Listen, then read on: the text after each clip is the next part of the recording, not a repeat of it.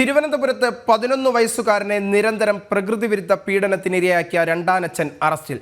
Child ലൈനിന് നൽകിയ പരാതിയുടെ അടിസ്ഥാനത്തിലാണ് അറസ്റ്റ് ചെയ്തത്. പ്രതി പ്രദീപിനെ കോടതി റിമാൻഡ് ചെയ്തു.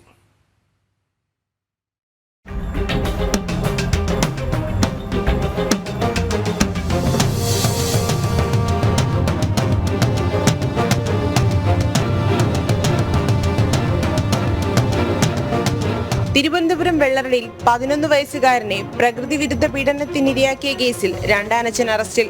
പത്തനംതിട്ട സ്വദേശിയാണ് പോലീസ് അറസ്റ്റ് ചെയ്തത്. ചൈൽഡ് ലൈൻ നൽകിയ പരാതിയുടെ അടിസ്ഥാനത്തിലാണ് പോലീസ് നടപടി.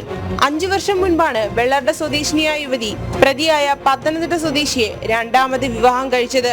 യുവതിയുടെ ആദ്യ വിവാഹത്തിലെ മകനെയാണ് പ്രതി നിരന്തരം പീഡിപ്പിച്ചിരുന്നത്.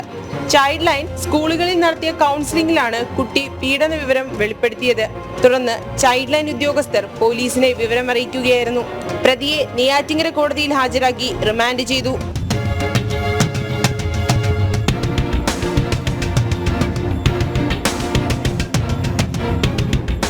ജനം, തിരുവനന്തപുരം.